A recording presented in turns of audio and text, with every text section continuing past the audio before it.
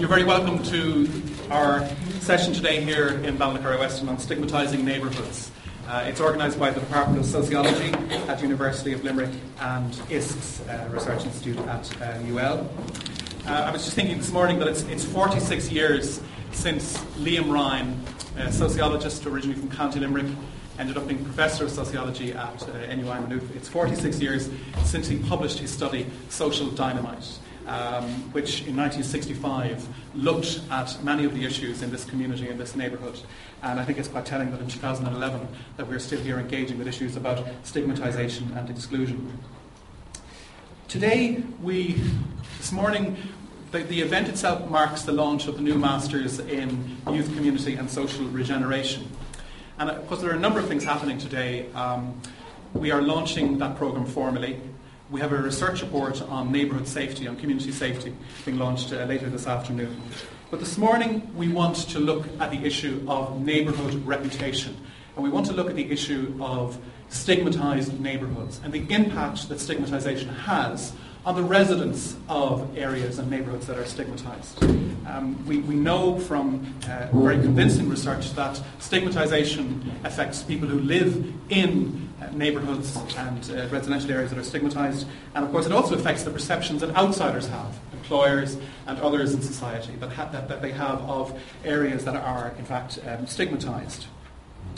When we were thinking about the event, what we wanted to do really this morning was to broaden out the focus from Limerick City and look at these issues in a broader frame. So we asked a number of experts from the Netherlands, from Scotland, one of our colleagues from NUI Maynooth to come and talk about work in Fatima Mansions. We wanted to look at these issues and how they are in evidence in other contexts as well. So I just have two practical things. I would ask you to switch your mobile phones to silent, and also just to tell you that the fire exit, safety door, is down here to my right or to your left. Okay. I'll hand you over then to our chairperson, Vincent Brown, Irish Times columnist, TV3 presenter, Limerick man, and Vincent has kept a close eye on the processes of regeneration and the issues that are emerging from regeneration over the last number of years. And you will know from his work in the Irish Times and on TV3, he's almost been a lone voice in terms of championing issues about class and class inequality and other forms of inequality in Irish society, issues that are by and large often invisible in the media. So I'll hand over to Vincent Brown, our chair for this morning. Thank you.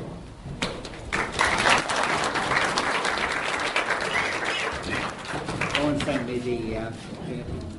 the agenda for today, and I didn't notice until he was speaking that there's the welcoming opening address by me at 10:30, and I'm to go on until 10:45.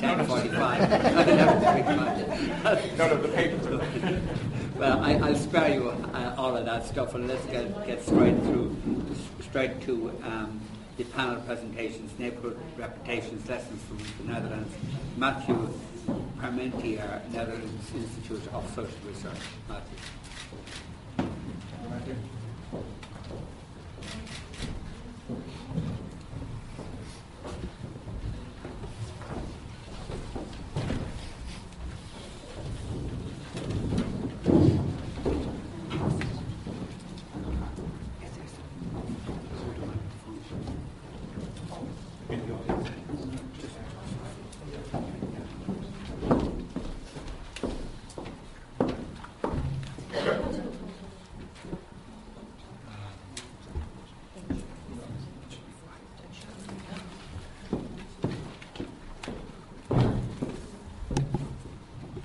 For 5 years I've been living in a stigmatized neighborhood in Utrecht in the Netherlands.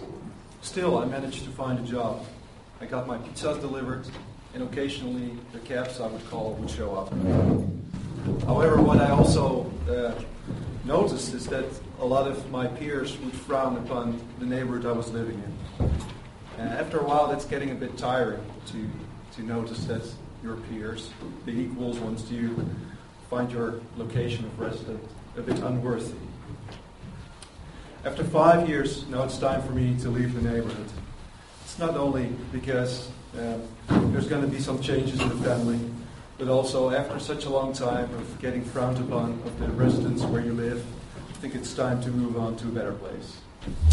My name is Matthieu Permentier. You can call me Matt.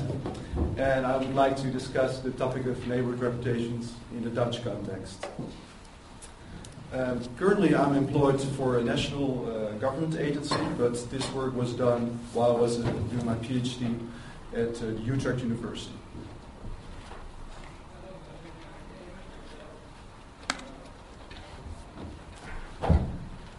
For over the years, there has been more and more attention by professionals and by academics alike for reputations, because it may have a potential impact on the lives of the residents. Not only on the life of the residents, but also on the life of the neighborhoods, how they develop, into what type of areas. And then we also have the question of regeneration of neighborhoods that are highly stigmatized. Interest from professionals, academics, lays, among other things, in the question what type of neighborhoods are most likely to be stigmatized. And is there indeed an effect on the life chances of people who live in stigmatized areas? Well, in the next 25 minutes, I will inform you on neighborhood reputations in the Dutch context.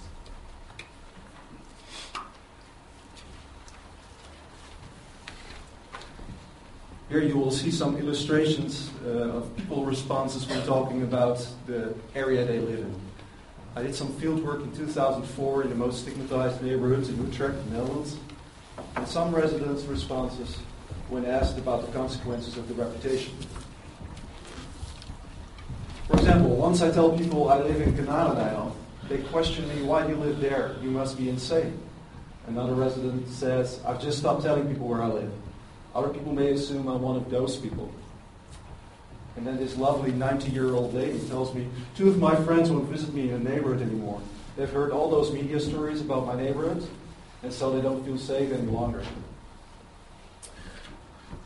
These are some examples of how the reputation of the neighborhood may impact the social context people have, possibly the self-image, and most likely the image that residents themselves also hold against their own neighborhood.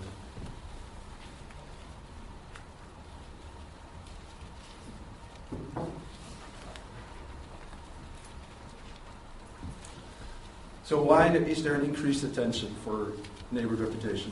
First of all, in different countries, there have been tendencies to regenerate neighborhoods by means of physical regeneration, regeneration of the infrastructure, building flagship projects, etc., etc. And what is one of the common things in a lot of those renewal programs is that it seems to be very difficult to attract a new class, middle class of people. And that is one of the policy goals in the regeneration of neighborhoods. What some people would argue is that the reputation of the neighborhood works as a barrier for people to choose that neighborhood as a new residential location. And what others have argued is that stigmatization itself works as a barrier for people to accept that neighborhoods has been changing at all. People will just are not open to accept that the neighborhood has actually is different than what it used to be. Well, and then the second thing why there's more attention is that it is thought that living in a certain type of neighborhood may actually have an impact on the life chances of residents. It is believed that the neighborhood may affect the labor market position of people, educational outcome of people, deviant behavior of people, etc., etc. So the idea is that living in a poor neighborhood make poor people more poor than if the same poor person would live in a more wealthy neighborhood. And within this debate on neighborhood effects, there's a lot of attention for socialization theories and social network theories. For example, the lack of valuable contacts within the neighborhood is seen as one of the mechanisms that decreases the life chances of people. But there's also more and more attention that stigmatization of the neighborhood could be another mechanism that influences the life chances of residents.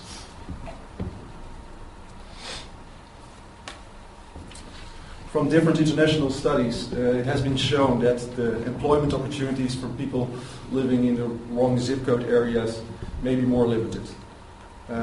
Employers equate the zip code where one lives in with poor work ethics and therefore do not offer certain jobs to people living in the wrong hood. Next is also that the educational outcomes of people may be influenced by the stigma that the neighborhood carries. For example, if teacher holds lower expectations because the kids come from a certain neighborhood, it can be understood that the educational performance of these kids will be lower than if the teacher would not hold such images. Besides the material consequences, there's also social and psychological consequences of living in a certain neighborhood.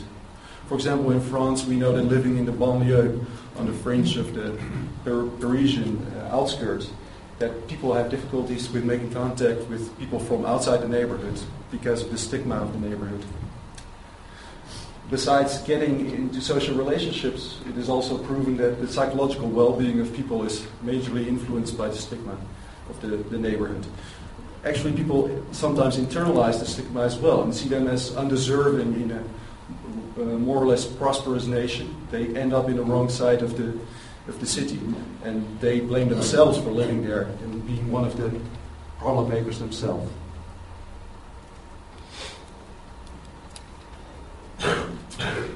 So from the Dutch experience, I want to discuss what type of neighborhoods have a good reputation, what types of neighborhoods have a bad reputation, and the question, to what extent does the neighborhood actually have an effect on the actions of residents. And we specifically look at the intention to leave the neighborhood. Before I will go into the results of that research, I will want to deal with the concept of neighborhood reputation. The neighborhood is a mirror and a symbol of the position a household occupies in society, its preferences and lifestyle. The neighborhood is thus a representation factor. Reputation refers to the meaning and esteem residents and other involved parties attribute to the neighborhood. And reputation also refers to the relatively stable image that a neighborhood has among city residents and to its place in the urban neighborhood hierarchy.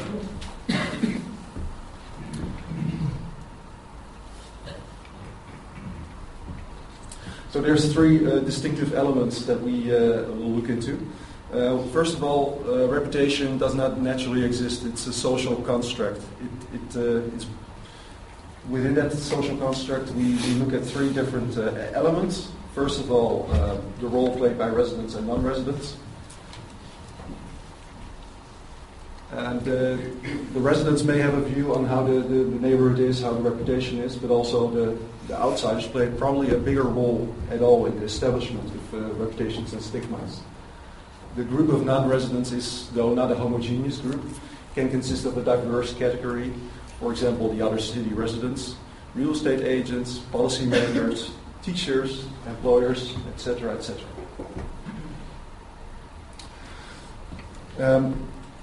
The residents themselves will have a more detailed view on all the physical, social attributes of the neighborhood, whereas the people, the outsiders, will use very simplified images on the neighborhood. And they use those differences in a very exaggerated way. An interesting difference is that the residents themselves use a lot of micro-hierarchies within the neighborhood, especially in the stigmatized areas. For example, I did some research in this neighborhood called Kanaleneiland in the Netherlands. It's the most stigmatized area in the city of Utrecht. And what you saw there is that if you start debating with people about the reputation of the neighborhood, the people in the south side will tell you it's not us who are creating the problems, it's the people living up north. So geography is used as a way to shed the stigma from the south side to the north side. Once you start talking with people on the north side, they'll say, oh, it's not this part of the north side, it's those and those streets. So it's a further refinement of where the stigma is thought to occur from. And if you start talking to those people in those streets, they'll say it's not so much this street, but some individuals. And there's also a very ethnic component in this refinement, because when you start talking to the Dutch in that area, the north side, they'll say, oh, it's the immigrants who caused the problems. If you start talking to the immigrants, they'll say, the Turkish immigrants in Utrecht will say, it's not us, it's the Moroccan immigrants. Once you start talking to the Moroccan immigrants, they'll say, it's not us as a group, it's the youth. So you see that geography is used, ethnicity is used, but also the age of groups is used in trying to shed the stigma to other groups.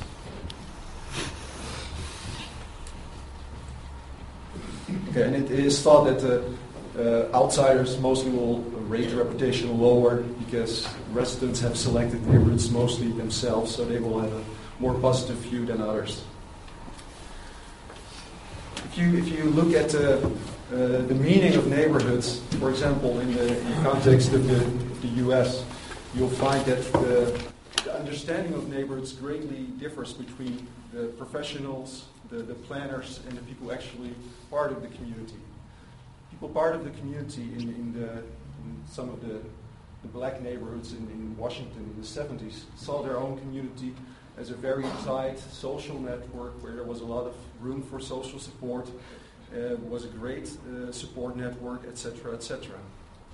If you would ask the professionals in that time, they would see it as one poverty-ridden, crime-ridden area where there would be a lot of problems, and the best way to fix that problem would to get some bulldozers and get rid of that neighborhood.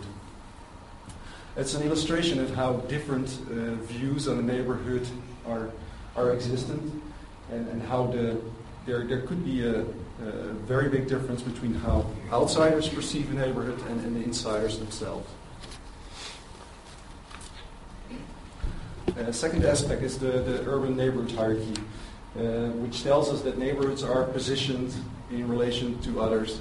The rating of different neighborhoods is based on the existence of other neighborhoods themselves. And what you get is kind of a hierarchy where in the top you'll see the big stars, the neighborhoods that are the best. This is a small group. At the bottom of the hierarchy, the red star, there are some really stigmatized neighborhoods which really have a bad reputation. The biggest group, though, consists of neighborhoods that are in the middle, that have a neutral type of reputation, not very good, not very bad. And then you have some wide circles, and those are the neighborhoods that really don't have any connotation for most of the people not living there. It's just a blank spot in the city, and people don't really attach a type of reputation to these areas.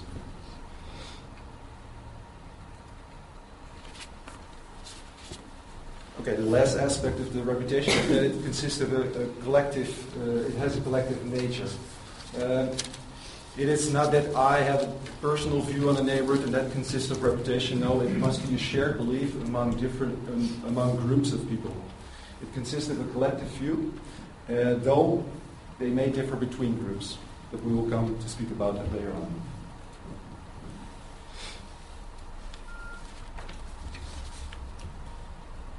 I did this research on neighborhood reputations starting in 2004 in the city of Utrecht. This is a city of about 280,000 people at that time. And most of the neighborhoods are pretty clearly demarcated. So they have their big throughways that separate them from other areas, for example. And there's also a big variety in neighborhoods. Some neighborhoods, huge immigrant population. Other neighborhoods are very poor. So we have all type of neighborhoods in existence. We did a survey among about 1,400 people, and we researched 24 neighborhoods. And what we tried to find out is, A, what is the reputation of these neighborhoods among the other city residents? So we asked people to rate the reputation of these areas.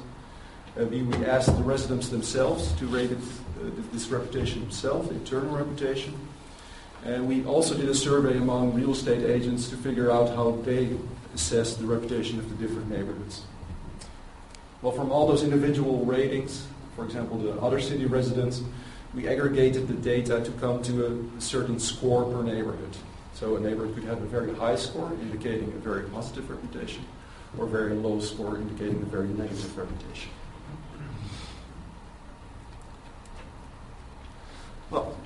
this slide tells you about the same, but I would want to go back to my earlier research, 2004,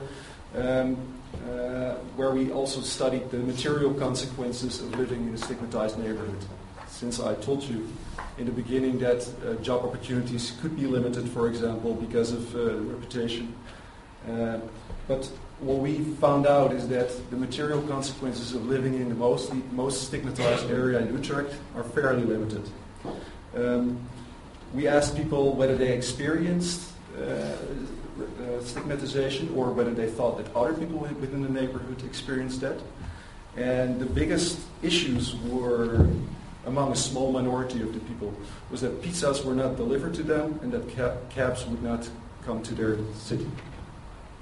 So in the long run, you would think that these type of consequences are relatively limited. Getting not your pizza, okay, that doesn't impact your life chances for the rest of your life. At the same time, these are exclusionary practices that people are very well aware of, which could influence how they see themselves. Their self-image could be definitely inflicted by these type of practices from companies like the pizza delivery people and the cabs. More severe is another study in Rotterdam which suggests that the redlining of certain zip codes takes place. Redlining is a practice in which banks will not offer mortgages to certain zip codes because they don't trust that zip code will be, the people living in that zip code will be able to pay off their mortgages. Which is very funny because in all other cases people or the banks will look at your personal financial situation and not so much at the zip code you live in. This took place in the city of Rotterdam and it has got some more attention over the last years. I think the last stand situation is that it's not really taking place anymore. But of course, not offering a mortgage is a more severe impact on the life of people than not getting a pizza delivered for them. But just a card to show you where Utrecht is in the middle of the country. Utrecht is a city with a lot of students. It is a medieval downtown area. And important is that a lot of students will not move to another city, but will stay in the city itself. If they make career, they opt to stay in the old town and not to one of the suburban areas, which means also that the city is doing relatively well. It's a fairly prosperous city. Over the years, since the 1970s, the influx of immigrants from abroad has increased. So there's now a big Turkish and Moroccan population. And on the west side of the city, in the bottom picture, they're building a new division of about 30,000 houses, where now 50,000 people live, and eventually the plan is that 80,000 people will live on the west side of the city. So it's also a dynamic city in the sense of the housing stock.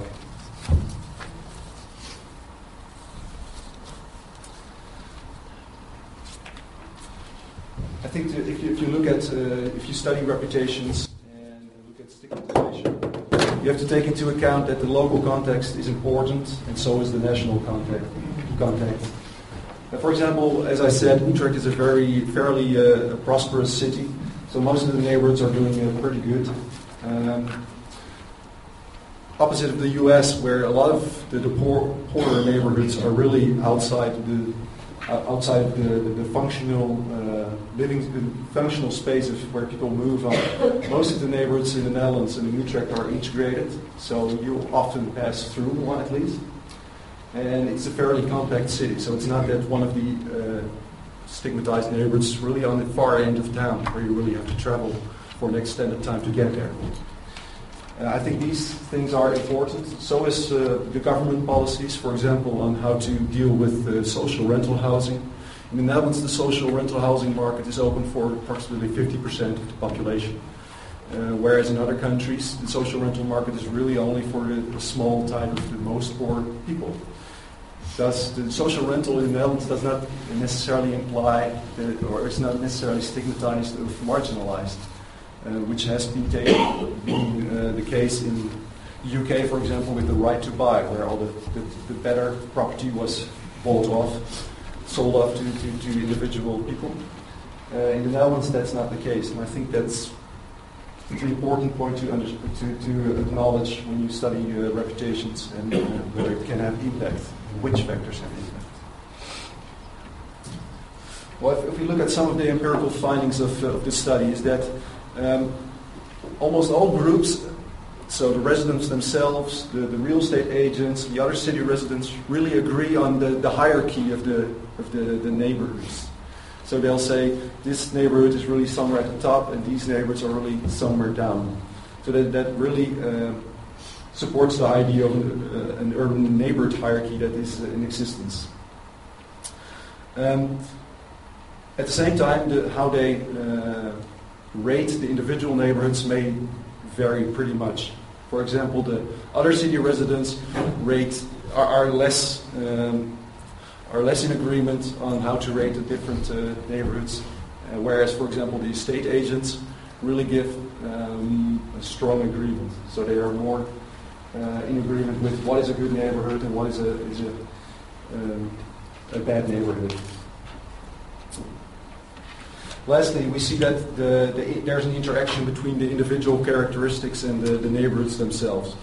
For an example, we asked the native Dutch people to give a reputation rating of all the different neighborhoods, and it turns out that the rating of the white neighborhoods is definitely higher than what the immigrant groups rate to the white neighborhoods. Opposite is also true. The immigrant people would rate the immigrant neighborhoods higher, give a higher rating. So there seems to be an interaction between how individuals' background characteristics interplay with the structural characteristics of the neighborhoods.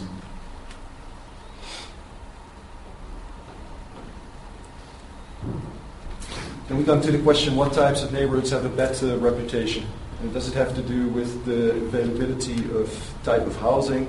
Does it have to do with socioeconomic characteristics or with the presence of shops? This map gives you a general overview of Utrecht and its 24 neighborhoods that I researched. And the lighter neighborhoods have the poorest reputation, whereas the dark neighborhoods really have the best reputation. If you look at the map, well, the light neighborhoods are more on the outskirts of the city. These consist mostly of post-war, mostly multifamily dwellings, and there is some social rental in there as well. The neighborhoods with the best reputation are more in the center, along the center. It's more owner-occupied, and it's also more single-family dwelling. So which factors are mostly associated with a good or a bad reputation? Well, bad reputation is associated with vegetables, ethnicity, and apartment dwellings. Vegetables, of course, that's a little joke. It's a food package that is distributed to the poor people. So poor neighborhoods are mostly the neighborhoods with a lot of poverty, with a big group of non-Western immigrants, and consist of multifamily dwellings. Whereas the neighborhoods with a better reputation are mostly the native Dutch. It's pretty prosperous, and it's mostly single-family dwellings. This is not to say anything about the causality between the presence of such a group and a good or bad reputation, because it can also be, for example, that a neighborhood has a poor reputation, and therefore the prosperous people don't want to live in that neighborhood. So you'll see that the people with the least choices on the housing market will end up in the neighborhood with the poorest reputation, further giving root to the idea that the poor people cause the poor reputation, but it can also be the other way around. So the most important predictor of reputation, or predictor, I would say the most associated factor, it seems to be the socioeconomic and the ethnic status of the neighborhood. Interestingly, among estate agents, it's not only this factor, but it's also the type of neighborhood, in the sense of, does it have a lot of apartment dwellings? Is it a very urbanized area or not? For the other city residents, it's mostly the socioeconomic and ethnic status that seems to be strongly associated with the neighborhood reputation.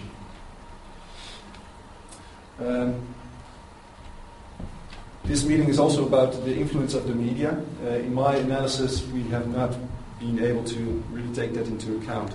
The role of the media has been untouched, and while we do acknowledge it's very important. In this type of research that I did, it was very difficult, though, to find a lot of different variety in the media accounts on different neighborhoods. If you would want to include this in a more quantitative analysis, you would want to have a very diverse media reports on different type of neighborhoods. And what we all know is that most of the media reports are only about the most stigmatized areas. So we would find info on the bad neighborhoods, but the good neighborhoods would hardly be mentioned at all in the newspapers. There is a lot of attention, though, in the media. For example, the neighborhood I live in, it's called Overvecht. Overvecht commits fraud with welfare benefits for 12.5 million euros. Well, that's good to know that I'm one of those, at least. It seems to be what they suggest. It's also one of the worst neighborhoods in the city of Utrecht. One of the biggest problem neighborhoods in the Netherlands. So just to show you that I am aware of the way that the media can definitely influence reputations and help in the process of stigmatization. Another factor that we did not consider, but is also important, is the history of a neighborhood. It is found, for example, that in slum clearance areas, that residents carried the stigma with them to the new projects. So history is also one of the things that is important. And then we come with the role of the media, the role of policymakers, the role of academics, the role of institutions, councilmen, city workers. I do believe that those have a big influence on the reputation construction and stigmatization. For example, in the Chicago School, which is one of the leading schools of sociology in the early 20th century, one of the researchers himself was responsible for creating different reputations by just drawing lines on this neighborhood. We call it Little Italy, because he thought there was a lot of Italians living there. If you would look at the population data of that time, it turned out to be a very heterogeneous neighborhood with not so much Italians at all.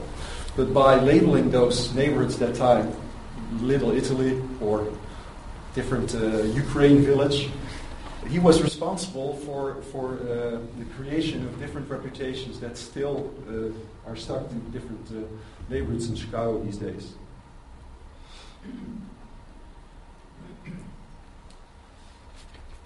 So I discussed the material consequences so far of living in the wrong neighborhood. I showed you what the reputation is of different neighborhoods and how it is associated with different elements of the neighborhoods. What is the effect of the neighborhood reputation on people's actions? Actions instead of consequences, because the material consequences we discussed before is all what happened to people, but not how people actually themselves react to neighborhood reputation.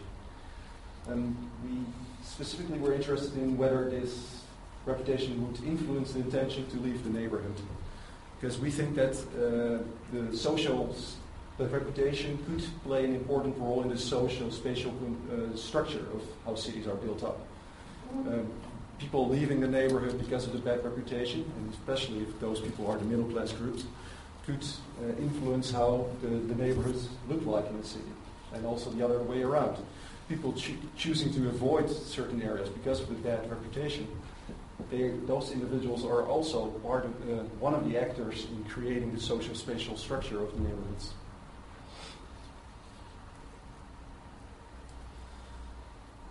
Well, if you look at the residential mobility literature, we know what is responsible for why people want to leave the neighborhood.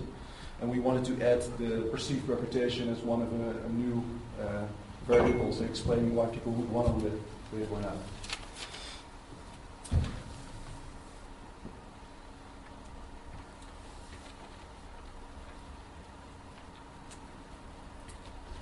And why would reputation then be one of the triggers of residential mobility? Well, reputation is thought to impact the self in a context in which neighborhoods function more and more as a status object. It's a status symbol for where you live. And if people believe that their personal status is actually suffers from an assigned group membership, then living in a different neighborhood is one of the ways to escape this group membership that is assigned to them. Thus, living in a neighborhood with a poor reputation was, at least that was our hypothesis, was to increase the likelihood of leaving the neighborhood, or at least the intention to leave the neighborhood. And what we found is that indeed a poor reputation would increase the likelihood of people in the neighborhood. This even after we take into account, for example, the fact that people who are very sensitive to the status of their neighborhood are more likely to have chosen the neighborhood with a good status to begin with. So the intentions are affected. If the actual move of people is mostly done by people with the means, who have the resources to leave the neighborhood, then there's an interesting aspect in explaining the whole dynamics of migration flows out of neighborhoods. Because this could mean that the neighborhoods with a bad reputation would be on more decline, since the middle class groups which have the means to leave the neighborhood would want to end up in different areas.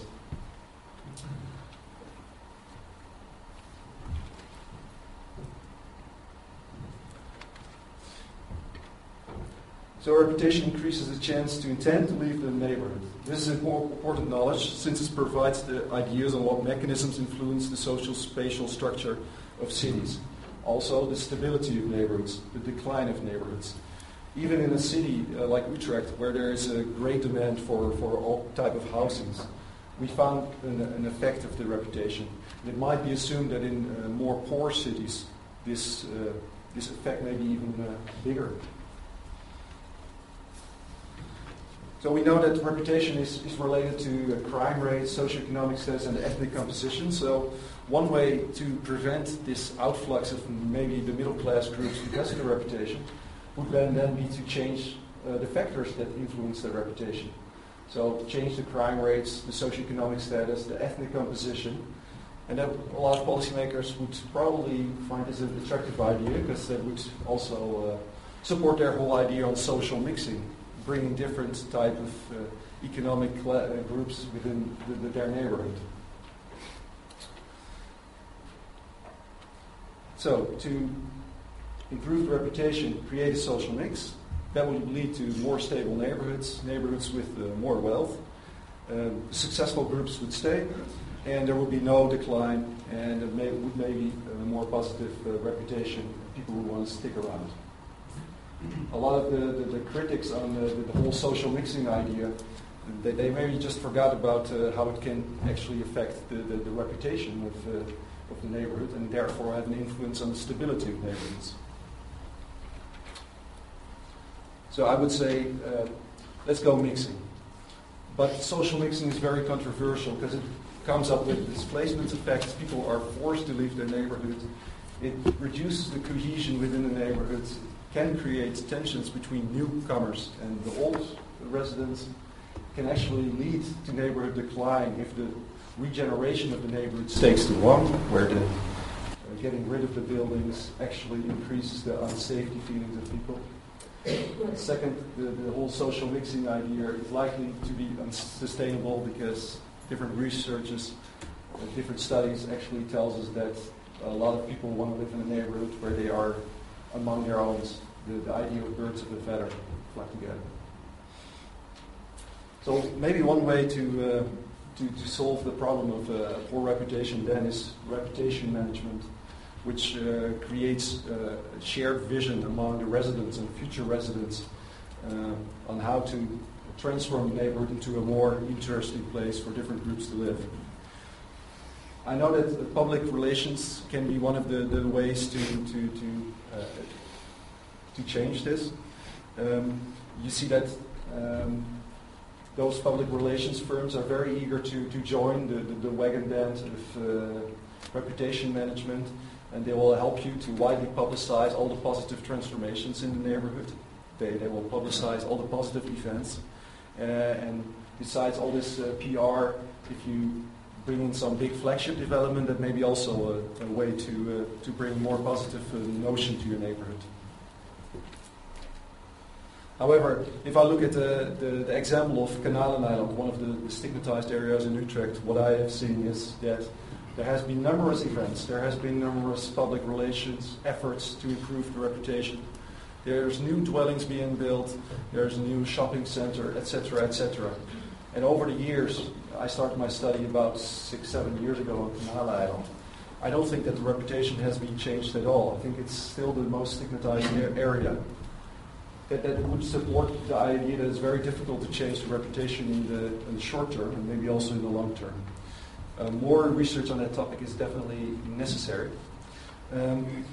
So to sum up, we discussed what type of neighborhoods in the Dutch context have good reputations, which one have a poor reputation. We've seen that in the Dutch context there is relatively small material consequences of living in the wrong area, in the area with stigma. But we also found that the actions of residents who live there may be affected by the reputation, as we have shown on the intention to leave the neighborhood. This is interesting because even in a in a society with relatively small differences in wealth, we still see that reputation is a very important factor. And what is also important that the reputation is not only affecting the individual lives of the people, for example, their self-image, which is influenced by the reputation, but it can also lead to different development on the neighborhood level. For example, the further decline of neighborhoods with a poor reputation, etc. Okay, I don't have any room for questions. No, I do, but maybe we can discuss that later on by a Q&A. So thank you for your attention.